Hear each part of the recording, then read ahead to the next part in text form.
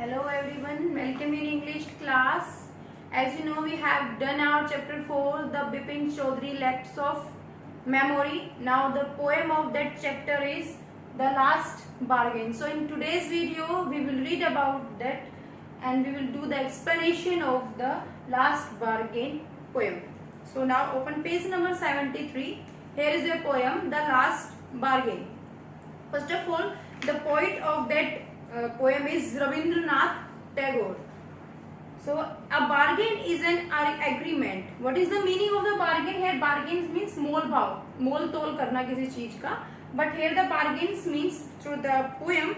Here bargains is an agreement. एक ऐसा agreement है in which both parties promise to do something for each other. और इस agreement के अंदर क्या है कि जो दो पार्टियां होंगी जो इस एग्रीमेंट को करेंगी वो दोनों ही एक दूसरे के लिए कुछ ना कुछ करेंगी. Someone is looking for work. एक आदमी कोई है जो काम ढूंढ रहा है. वेटिंग टू बी हायर्ड, और काम पर लगने के लिए, हायर होने के लिए वेट कर रहा है. He strikes a bargain but thinks it worthless. उसने कोशिश बस आई, मतलब उसको हायर करने के लिए उसके पास बहुत सारे सजेशंस आए लेकिन वो सब बेकार रहे. It tries twice again but doesn't like either. और बार बार आए, मतलब एक बार आया, फिर दो बार, फिर तीन बार, ऐसे कई बार आए. But finally in the last bargain, लेकिन आखिरी की जो उसकी बार्गेन थी, व्हेन ही इज हायर, वो उसको काम पे रखा गया, वो हायर किया गया फॉर नथिंग वट एवर, और उसके बदले में कुछ भी नहीं था. He is happy as never before. वो इससे ज्यादा खुश कभी नहीं हुआ. वट इज द बार्गेन, क्या है bargain, and why is it the best. और ये जो थी, जो लास्ट बार्गेन जो थी, वो इतनी बेस्ट क्यों थी. So now without wasting our time we will start our the poem. Come and hire me, I cried while in the morning I was walking on the stone paved road. आओ मुझे काम दो, मतलब मुझे काम के लिए ले चलो. I cried, मैं चिल्ला रहा था. while in the morning, the time क्या था, morning. I was walking, मैं चले जा रहा था. on the stone paved road, एक पथरीले पाथ के ऊपर, स्टोन पाथ के ऊपर, जो उबड़ खाबड़ एक पथरीला जो रास्ता था, मैं उसके ऊपर चले जा रहा था. Sword in hand, the king came in his chariot. तभी क्या होता है, राजा आते हुए दिखाई देते हैं अपने. चैरियट मीन्स एक तरीके से घर जो टायर्स के ऊपर होता है, एक तरीके से रथ आप जिसको बोलोगे, वो उसके अंदर चले आ रहे होते हैं. He held my hand and said, उन्होंने मेरा हाथ पकड़ा और कहा, I will hire you with my power. मैं तुम्हें हायर करता हूँ अपनी पावर के साथ में. But his power counted for naught. लेकिन उनकी पावर तो कुछ टाइम के लिए है और वो चली जाएगी, मतलब वो नेग्लिजिबल है बिल्कुल. And he went away in his chariot. और जब उसने ये रिप्लाई दिया उस मैन ने किंग को, तो जो किंग जो थे वो वापस अपने इस रथ के अंदर बैठ के चले जाते हैं. Now in the heat of the midday, अब जो टाइम था वो कौन सा था, मिड. राजा आए थे इन द मॉर्निंग, अब मिड डे टाइम चल रहा है, यानी कि दोपहर का समय है. The house is stood with shut doors, घर है वहां पे जिनके दरवाजे बिल्कुल बंद हैं. आई वॉन्डर्ड अलोंग द क्रोक्ड लेन, और मैं उस ट्विस्टिंग, वो तो मतलब टेढ़ा मेढ़ा जो रास्ता है उसके ऊपर सोचे जा रहा हूँ और चले जा रहा हूँ. And old man came out with his bag of gold. तभी एक आदमी वहां आता है और उसके पास एक थैला होता है जिसके अंदर सोना भरा हुआ होता है. He pondered and said, वो उस थैले को उसके सामने रखता है और कहता है, I will hire you with my money. मैं तुम्हें हायर करना चाहता हूँ अपनी इस मनी के साथ में. He weighs his coins one by one. वो अपने जो कॉइन्स थे उनका वेच करता है, मतलब उसका वजन जो होता है उसको देखता है. बट आई टर्न अवे, लेकिन मैं उन्हें वापस कर देता हूँ पैसों को. Reason, the money will spend soon. जो मनी है वो जल्दी ही खत्म हो जाएगी, और मनी जो होती, जो पैसा जो होता है वो हमें लॉन्ग टाइम हैप्पीनेस प्रोवाइड नहीं करवा सकता. सो वो जो आदमी था, वो उस जो बूढ़ा आदमी जिसके पास सोना था, उसको वो उसका सोना वापस कर देता है और उसके साथ चलने से मना कर देता है. Now it was evening. अब कौन सा टाइम आ गया, इवनिंग का टाइम आ गया. The garden hedge was all flower, जो गार्डन था उसमें चारों तरफ फूल ही फूल बिखरे हुए थे। The fair made came out and said, तभी एक गोरी सुंदर सी लड़की बाहर आती है वहां उस गार्डन से, फ्लावर्स के वहां से, और कहती है I will hire you with a smile, मैं तुम्हें हायर करती हूँ अपने एक मुस्कुराहट के साथ। Her smile पेल्ड and melted into tears, लेकिन कुछ ही समय के बाद उसकी जो मुस्कुराहट थी वो फीकी पड़ने लग जाती है और उसकी आंखों से आंसू निकलने लग जाते हैं। एंड शी वेंट बैक, तो वो भी आदमी दोबारा से वो भी मना कर देता उस लड़की के साथ जाने के लिए, और वो वापस से अंधेरे में चली जाती है उसको अकेला छोड़कर।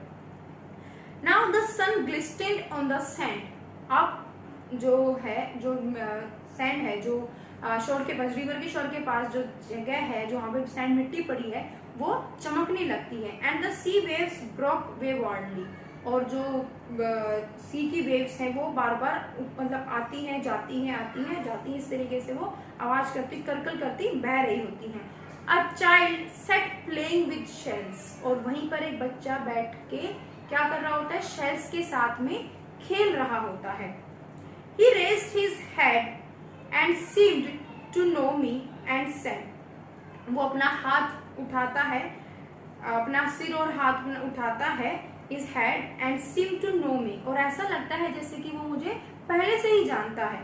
and said, और कहता है I hire you with nothing, मैं तुम्हें हायर करता हूँ बिना किसी चीज के, मतलब मैं तुम्हें कोई प्रलोभन नहीं दे रहा हूँ, कोई लालच नहीं, मैं तुम्हें बिना किसी चीज के, बिना किसी लालच के तुम्हें हायर करता हूँ।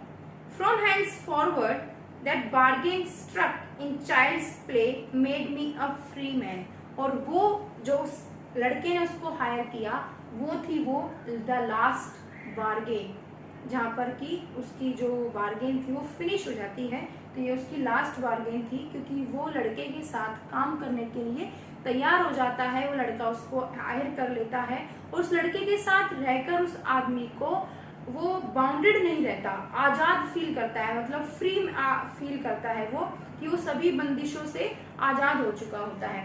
Here the meaning of the poem is कि इंसान जो है इनोसेंस के साथ गया, ना उसको पावर चाहिए थी, ना उसको मनी चाहिए थी, एंड ना उसको लस्ट चाहिए थी। हियर पावर जो किंग के रूप में दिखाए, किंग को रिप्रेजेंट किया गया था as a power, and then the money, the old man जिसके पास एक सैग था, बोरी थी जिसके अंदर पैसे भरे हुए थे, वो था मनी को रिप्रेजेंट कर रहा था।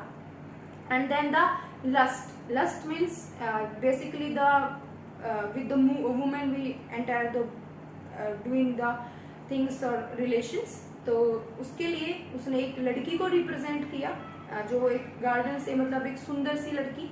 लेकिन ये तीनों ही चीजें जो थी वो कुछ टाइम के लिए थी, कि जो राजा की जो पावर थी वो कुछ टाइम के लिए है, कि जब तक राजा जवान है, बलशाली है, जब तक तो वो पावर उसकी है, उसके बाद वो किसी और की हो जाएगी, उसके बाद उसका कोई मतलब नहीं है।